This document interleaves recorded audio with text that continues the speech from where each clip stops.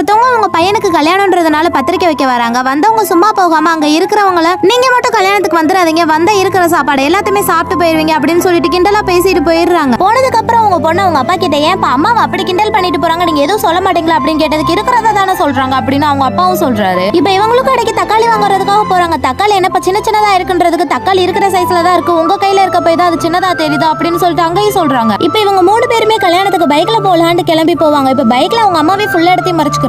இப்ப ரோட்ல போறவங்க ஃபுல் இடத்தையுமே நீங்களே மறைச்சுக்கிட்டீங்கன்னா உங்க பொண்ணு என்ன தலையில உட்காருவாங்க, போங்க ஆட்டோல போய் ஏறி போங்க அப்படின்னு சொல்லவே இவங்க போறாங்க. ஆனா 3000 ரூபாய் கேக்குறதுனால இவங்க திரும்ப கல்யாணத்துக்கு போகாம வீட்டுக்கே வந்துடுறாங்க. இப்போ அந்த அம்மாவும் அவங்க பொண்ணு கிட்ட சொல்லி அழுதுட்டு இருக்காங்க. கல்யாணத்துக்கு முன்னாடி நானும் உன்ன மாதிரி ஒல்லியா தானே இருந்தேன், குழந்தை பிறந்ததுக்கு அப்புறம் தானே நான் இப்படி குண்டாயிட்டேன், உங்க அப்பாவை இப்படி பேசி எனக்கு கிண்டல் அடிச்சுட்டே இருக்காரு அப்படின்னு சொல்லி போட்டோலாம் காமிக்கிறாங்க. அவங்க பொண்ணு நீ வாய மூடிட்டு சும்மா இருக்கிறதுனாலதான் அவர் இப்படி பேசிட்டே இருக்காரு, நீ போய் திட்டு அப்படின்னு சொல்லி அனுப்பி விடுறா. அவர்கிட்ட போயிட்டு உடனே உன்னை கல்யாணம் பண்ணதுனால தானே நான் குண்டானே, உன்னை கொலை பண்ண போறேன் அப்படின்னு சொல்றாங்க. கடைசியில பார்த்தா அது கனவா இருக்கும். அடுத்த நாள் டேபிள் மேல ஒரு பேப்பர் இருக்கு, அது அவங்க அப்பாக்கு படிக்க தெரியாததுனால அவங்க பொண்ணை கூட்டு வந்து படிக்க வைக்கிறாரு. அதுல அவங்க அம்மா எழுதிருக்காங்க, உங்க கூட இவ்வளவு நாள் நான் குடும்பம் நடத்தினதெல்லாம் போதும், நீங்க என்னை கிண்டல் பண்ணிட்டே இருக்கீங்க, நான் இனிமேட்டு இந்த வீட்டை விட்டு இருக்க மாட்டேன் அப்படின்னு சொல்லிட்டு கிளம்பி போயிடுறாங்க. இவங்களும் காலையில இருந்து நைட் வரைக்கும் தேடி பாக்குறாங்க, ஆனா இருக்கவே மாட்டாங்க. இவங்க பொண்ணு சொல்றாங்க நம்ம வீட்டுல போய் பார்க்கலாம் அப்படின்னு சொல்லிட்டு வீட்டுல போய் பார்த்தா அவங்க இருக்க மாட்டாங்க. கடைசியில அவங்க பொண்ணு இருந்துட்டு இனிமேட்டு நீங்க திட்ட மாட்டீங்களா, அவங்களுக்கு கிண்டல் பண்ண மாட்டீங்களா அப்படின்னு சொல்லி கேக்குறா.